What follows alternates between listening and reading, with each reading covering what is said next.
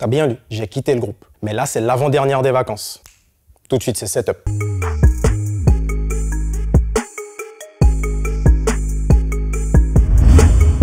Et bien sûr, la news de la semaine, c'est le Amazon Fest qui se tenait le week-end dernier du côté de Saint-Laurent. Notre équipe était sur place pour capter les prestations d'artistes tels que TKMJ, Ken Vibes,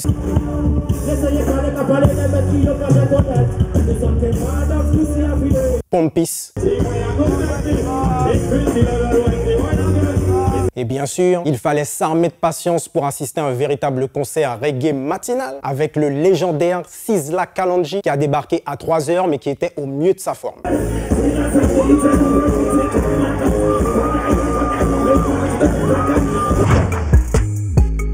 Sur les réseaux, bien sûr, on va vous parler de Boubacaris. Tout le monde a visionné, partagé, décortiqué, analysé du vrai, du faux. Mais ce dont il faut se rendre compte, c'est que depuis une semaine, ils n'ont rien posté. Et pour certains, c'est la fin du monde. Il n'y a rien sur les réseaux sociaux. Ils ne savent plus quoi faire. La fin du monde! C'est un événement regrettable que certains aimeraient assimiler au rap tout entier. Je vois des amalgames qui sont faits. Mais ce qu'il faut regarder à la loupe, c'est que leurs 2 derniers posts sont révélateurs. Oui, je sais, je regarde les experts. D'un côté, le post de Caris qui annonçait son showcase à Barcelone. Certains followers soulignaient déjà le potentiel problème qui allait survenir parce que Booba devait chanter le même jour, au même endroit, à peine 10 mètres, comme ça, côte à côte.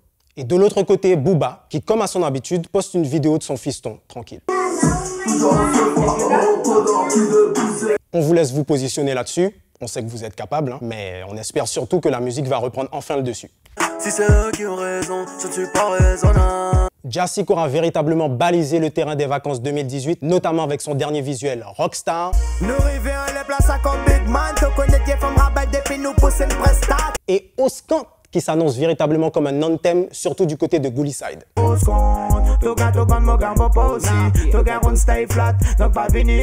On peut dire ce qu'on veut sur Poplan, mais l'amitié pour lui c'est du sérieux. Son nouveau morceau c'est Moril.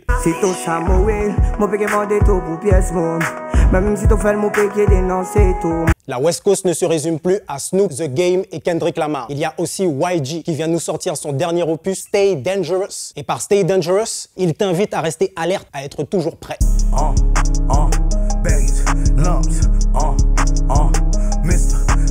Il me semble qu'il est temps qu'on vous rappelle le nom du producteur du Pani Position Redeem, Marcus, parce que les artistes ne s'arrêtent plus. Et cette semaine, c'est Matthew White qui nous sort Run.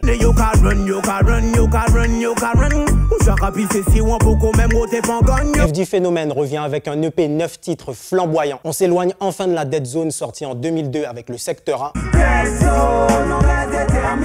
Il est désormais dans un monde nouveau. De retour aux sources avec Bocaille Moins. Je ne sais pas s'ils savent que je vais rester noir, mais je n'ai pas la patience d'attendre. On démarre les clips avec le rappeur guadeloupéen Kriller en featuring avec Don Snoop, VDR. Il nous prévient. Gare aux vendeurs de rêves.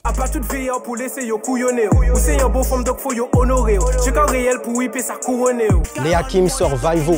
Ce n'est pas la dernière fois que vous entendez parler de celui qui représente le 54, Rémir.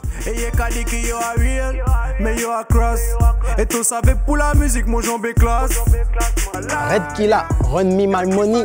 Appel au créancier de Monsieur Guadayoyo. Il n'a pas le temps d'attendre, alors rendez-lui son argent.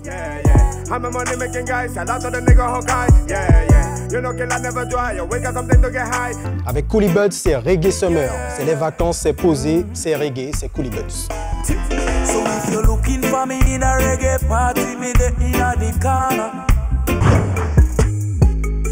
Chris d'Iconic décrypte le dernier visuel de Denzel Curry qui nous parle des jeunes rappeurs en dépression dans son dernier morceau, Cloud Cobain. Vous allez enfin comprendre pourquoi certains sont en danger. Si ça se trouve, on parle de ton rappeur préféré. Cette situation où l'artiste se trouve enchaîné à la maison de disques est hyper d'actualité. Et dans ce focus, on vous parle de la rappeuse guadeloupéenne La Rose. Elle démarre le rap influencée par la scène féminine de Memphis avec des artistes tels que Gangsta Boo, la première chanteuse du légendaire groupe 36 Mafia et la chanteuse La Chat. C'est La Chat avec un seul T. Je sais pas si ça fait une différence pour vous, mais... À 14 ans, elle intègre le Bling Dat.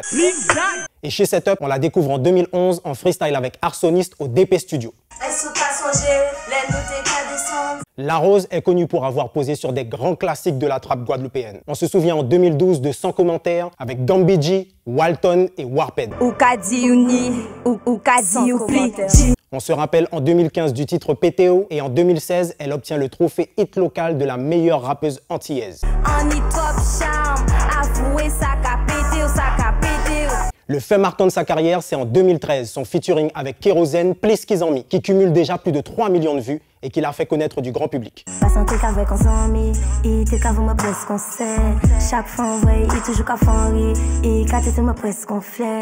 Très versatile en ce moment, on a pu l'écouter sur du baile funk Sinvergüenza, ou plus récemment avec Kevni sur le morceau Kumute Hablas, production Young Spliff.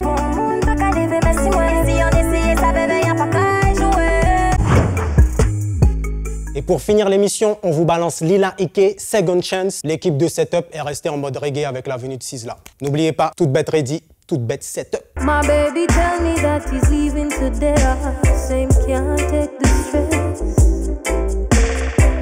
My baby told me that he's going somewhere. Same bound for find the bear.